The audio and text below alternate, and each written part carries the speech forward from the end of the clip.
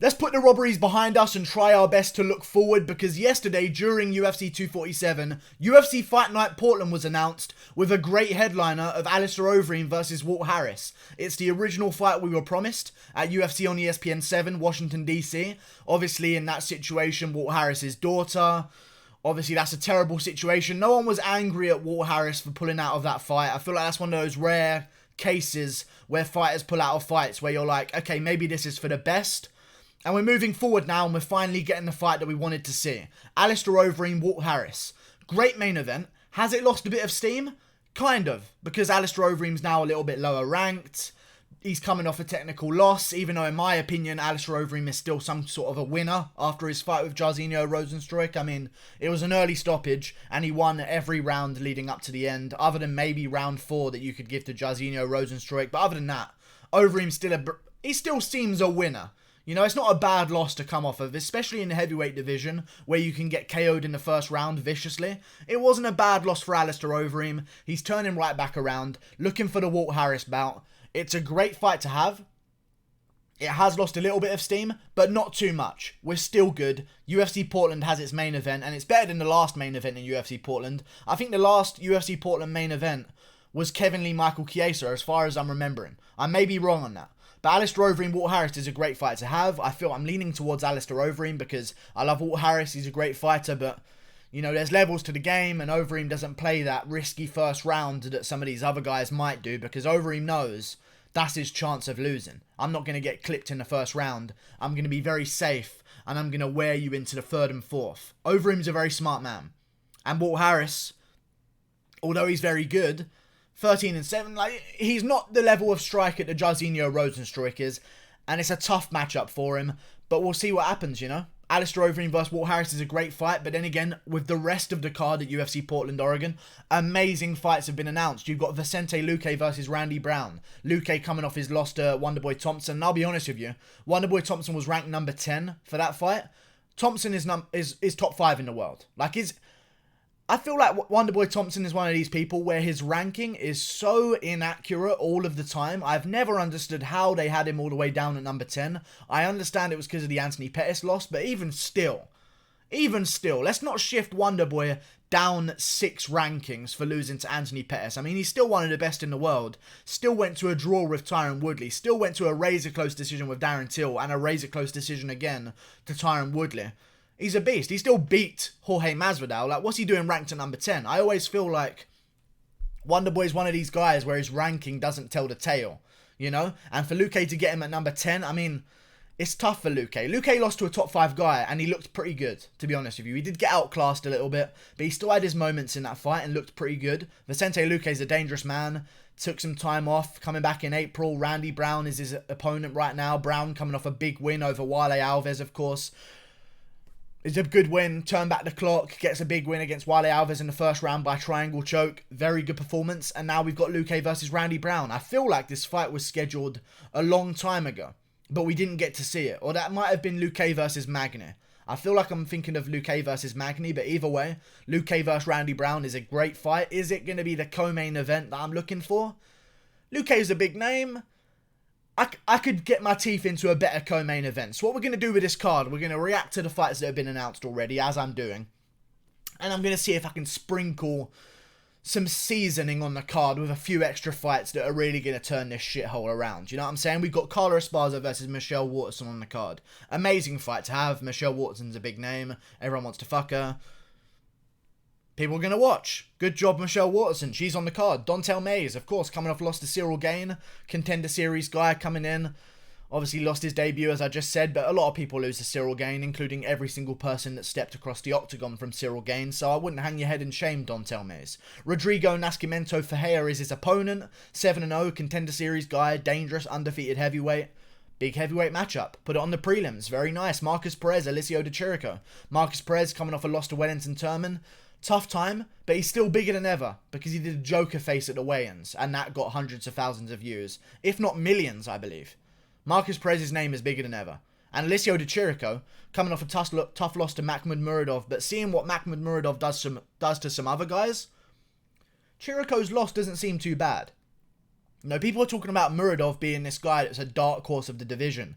And Chirico went to a close fight with him. I remember watching it live and thinking to myself, Chirico won this one, right? No, he didn't. I watched it back. He didn't win the fight. But he had a good showing against Makhmud Muradov, who's a monster. I like Alistair Chirico, Marcus Perez. It's a great fight.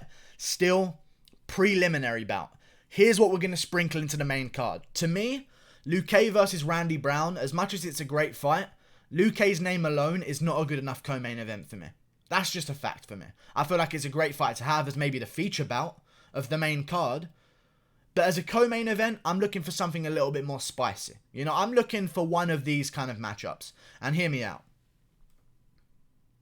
The featherweight stars right now. The contenders of featherweight that we're all looking at and thinking, these are the guys we want to see fight. And that's Shane Burgos, Ryan Hall, Arnold Allen, Josh Emmett, who aren't going to be fighting on this card. I feel like I've just named both of them straight away. Shane Burgos versus Ryan Hall should co-main event this card, in my opinion. And I think it would be a great co-main event to have. You've got two ranked featherweights, two great featherweights as well, in the co-main event slot. Luque versus Randy Brown. I just feel like Randy Brown isn't a big enough name for a co-main event yet. But we'll see what happens, maybe move him down a little bit and slide Shane Burgos, Ryan Hall into that co-main event slot. I feel like that would seal the deal on this card very well, because that's what it's needing right now.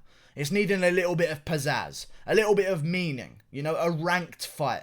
And I feel like Shane Burgos, in his last performance against Makwan Amirkhani on the UFC 244 prelims, he proved that he's going to get some rub. You know what I mean? Like, we need to put him in a good position right now on the co-main event of a good fight night. And he'll get a good amount of fans from that, because his entertaining style is wonderful to watch. I'll be honest with you. And then you've got Ryan Hall. People are aware of Ryan Hall.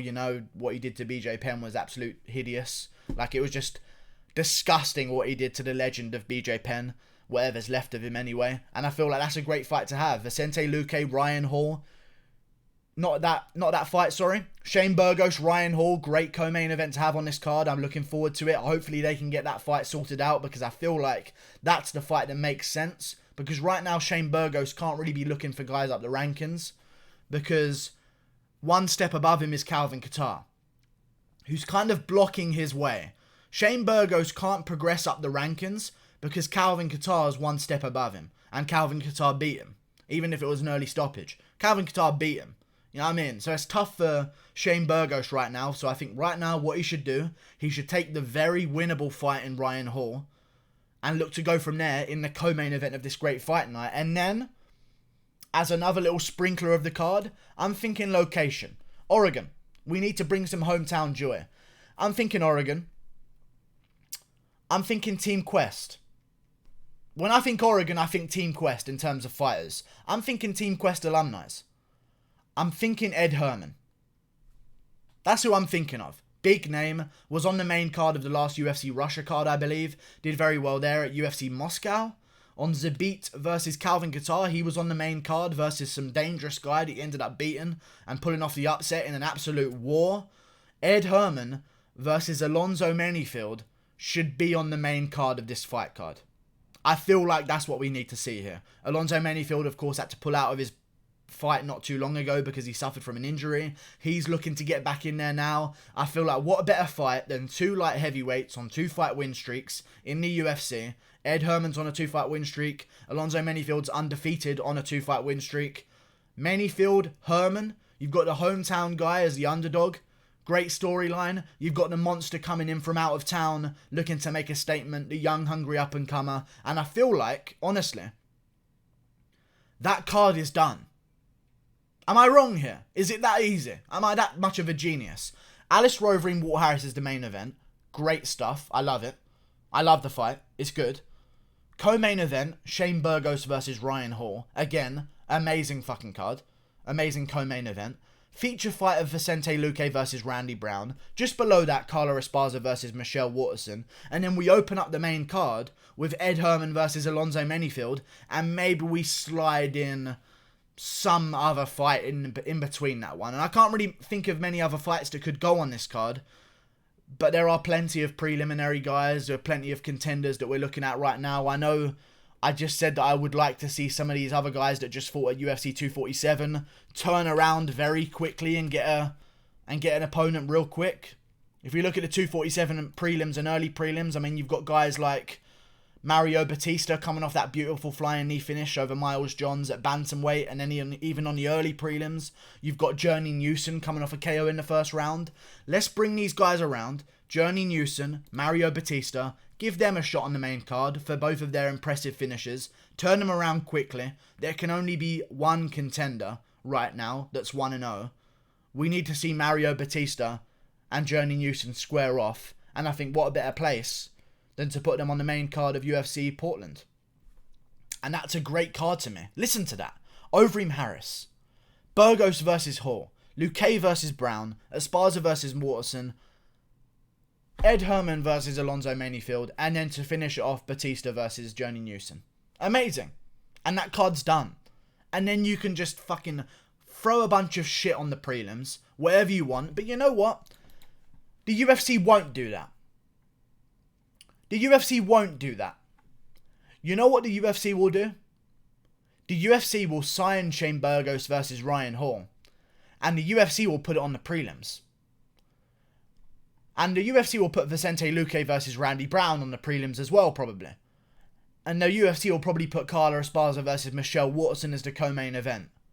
Because they want to burn their own company to the ground. We saw that after last night's robberies, back to back to back. This company is kind of fucked right now. I just wanted to get my hopes up about a great card that I've just built, but there's no point, because even though these great fights are getting signed, they're going to get put on the prelims, because the UFC has a quota to fill. We need to have a female as a co-main event, of course. Like and subscribe. Thank you for watching. That's my ideas on the UFC Portland card. I thought it was a great announcement, but I've kind of just deflated myself again, thinking of the harsh reality that this company is turning into. Welcome to boxing. Click that button there. Goodbye. See you later.